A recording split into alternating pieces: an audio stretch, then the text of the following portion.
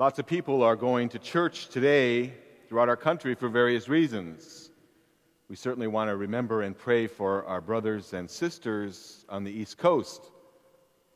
Quite a double hit in 1 week. An earthquake earlier in the week, and then this weekend, a hurricane. A couple of my friends, they live in Washington, D.C., and they texted me after the earthquake, and then they called me later that evening, and they asked me, well, why didn't you call us to make sure that we were okay? And I said, it was just a 5.8. It was a baby quake. If it had been a 6.5 or something that we're used to here in Southern California, then I would have been on the phone. But we do want to pray for them and pray for their safety, especially as the hurricane continues to almost be through up the East Coast. Some of our churches around the country, they preach a theology of entertainment, of success. And so people are going into their churches today and they'll hear preaching about as long as you work hard at being successful, then you will be rewarded by God with a hefty bank account and with a car and with employment and all kinds of good rewards and fortunes. And in our Catholic Church this weekend, the readings are very difficult.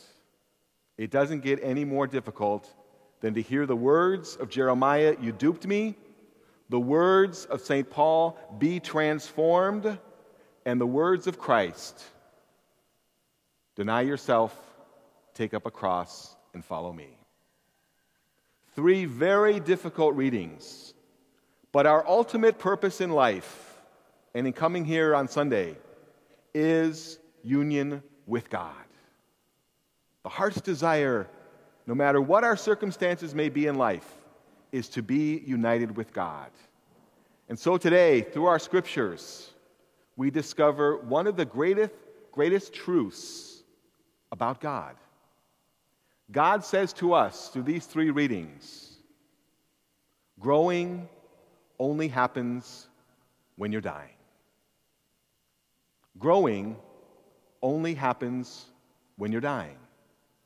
When you surrender some part of yourself, when you let go of being in control of some area of your life, when sacrifice makes a difference, then growing happens when we're dying.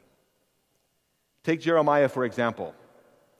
In the chapter preceding the words, the conversation we hear that Jeremiah has with God today, God has instructed Jeremiah, buy a huge earthenware jug, and then go before the people of Israel, go before the chief priests, and smash the jug to the ground.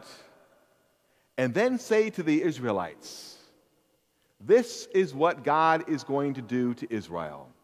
God is going to smash you just like this jug is smashed, because you have profaned the sacredness of the lands and the sacredness of the hearts of God's people. And so we hear of Pashur. He is the chief of the temple police. And because Jeremiah has dared to prophesy about the finality of Israel, about their fall, he has Jeremiah arrested and put in chains. And we're privileged to listen to this little conversation today in which Jeremiah is so very honest. You duped me, O Lord. And as Jeremiah recounts the many ways in which being a prophet has brought him torment and misery, and his family has left him, and now he's in chains, we discover this. Jeremiah remains ever so loyal to God, ever so committed. It's burning within him. He has taken so many risks for God, and he didn't expect the outcome. But he remains loyal and committed. How many times do we take risks in life and we move forward with the greatest hopes? You know, your fiancé, and you're engaged, and you have every hope, but there's a little part of you that sometimes wonders, well, how do I know that this person will remain faithful forever? Or maybe after months of trying to find a job, finally you're hired, but it's by a small company. And a little part of you worries that maybe this company might be bought out in 6 months. Maybe they're going to downsize. And so once again, you might have to be filling out job applications. We take risks in life all the time. And how many times have we taken risks and it hasn't come our way, but yet we still have that burning sense in us that God is still with us, that God is committed, that we are loyal. And that was Jeremiah. How many times have we felt in life that we've been duped, just like Jeremiah was?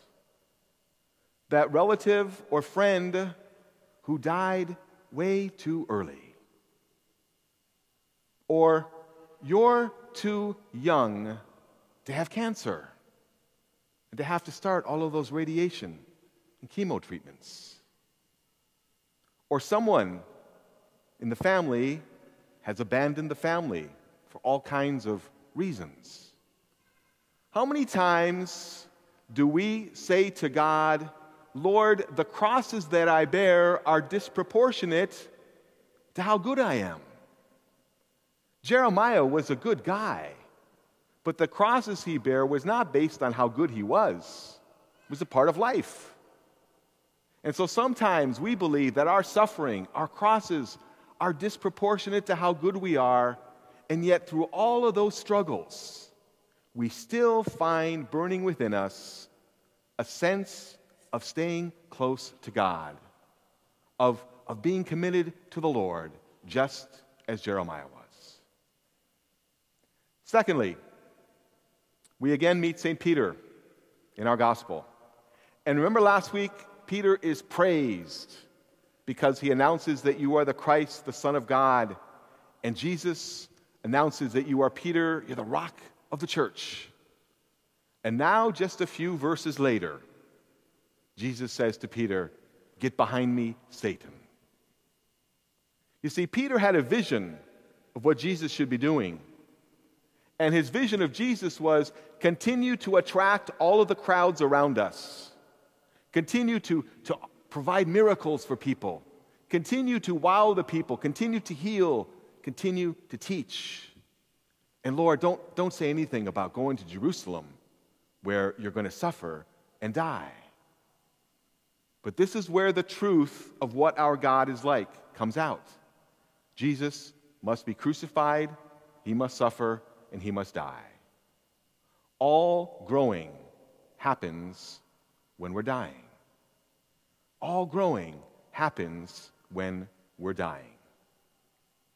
And so Peter learns and has to grow into his new understanding of the Messiah, Jesus Christ, that he must be led to a cross, carry the cross, suffer, and die, because all growing happens when dying.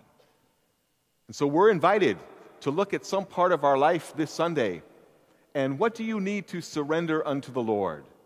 What part of your life do you just want to have so much control of that you need to let go?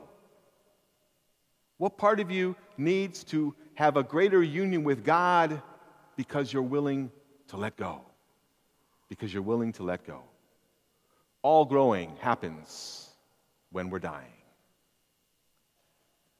3 brief examples.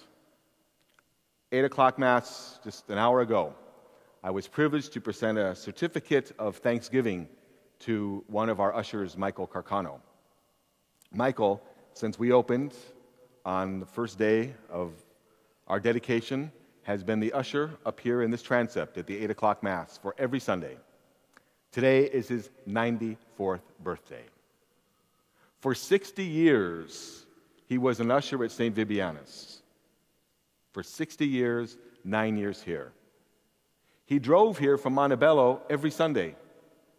And finally, his family had to say to him, "Michael, you can't drive downtown anymore." And so today was his last Sunday. And his whole family was here. They took up several rows. Many of them were involved in the old Cathedral of St. Vibianus. They had their marriages there. They were altar servers, so many baptisms. And it couldn't have been a greater tribute to Michael Carcano. 60 years at St. Viviana, 9 years here, 69 years of his 94 years of service. Could there be a better example of denying oneself, taking up a cross, and following me? Thanks be to God for Mike Carcano. And then this past week, as I mentioned last Sunday, we had 2 of our young men from here enter St. John's Seminary. One entered St. John's, and Brian Lazaro, who was here, entered the Juan Diego House. And so he's in a college house of formation, spiritual formation for the priesthood of the Archdiocese. And he was telling me before Mass, because he moved in on last weekend, I said, how is it? And he says, well, the room is kind of small. He went from a nice-sized room in his house where he grew up to a 12-by-12 bedroom. He said, I don't have my king-size bed anymore. I got a little twin bed, and my feet hang over the edge. I said, Jesus calls us to take those words kind of serious. Deny yourself, take up a cross, and follow me. It's the words of Christ. He's serious about these words. This past Tuesday, I was privileged to accompany some of our young adults' nights of discipleship at Father Francis Mendoza to St. John's Seminary, where Egrin Gomez, and you've met him here before, he entered St. John's Seminary, and he begins 7 years of study up in Camarillo. And a lot of us went up there to make sure he arrived and make sure he stayed. It was their first day of orientation. But Egrin told me a fascinating story of denial. And recall that when I introduced Egrin to you a couple of months ago, and he gave that beautiful little reflection here, that he worked for a major aerospace firm. And the culture of this scientific aerospace firm was there is to be no religious expression in this company. In this corporate world, the culture is, and in this scientific endeavor, we don't express any religious beliefs, and there are to be no religious artifacts present in any of the offices or in open spaces. And so when Egrin quit his job 2 weeks ago to prepare to go to St. John's Seminary, and he's left a very successful career in aerospace. Egrin's 34, good career, good salary. He sold his car a couple of weeks ago to go to the seminary, and his boss over at this aerospace firm decided to have a going-away party for him in the office, in their division. And so on his last day, the boss assembled all of the co-workers, and they brought out this big, huge sheet cake. And on the sheet cake was a huge cross. And it said, "May God bless you." And so Egrin pulled his boss aside, and he said, you can get in a lot of trouble for this. There's a cross, the word God, in this corporate scientific world. And the boss said, I know, but this is important for you. And Egrin told me his reflection was this: how wonderful that he was able to see, and how refreshing that even the rules about religious expression could be broke in this aerospace world. And so already I can see the priesthood of Christ working through Egrin as a little bit of conversion has taken place in this office in an aerospace firm. Growing only happens when we're dying. Take a look at your life, and what part of you do you hold on so tight that you don't let go? Surrender some part of that. Surrender that and ask Jesus Christ to take that to the cross. Because when we let go, when we realize that growing happens only when we're dying, then there becomes a closer union with God. So today, let's be inspired by Jeremiah. Let's be inspired by St. Paul, who says, transform the culture. Transform by renewal of your mind to do God's will. Let's go forth from here, empowered and strengthened by the Word and Eucharist, to recognize one of the most difficult readings of this day and this Sunday. Growing happens only when we're dying.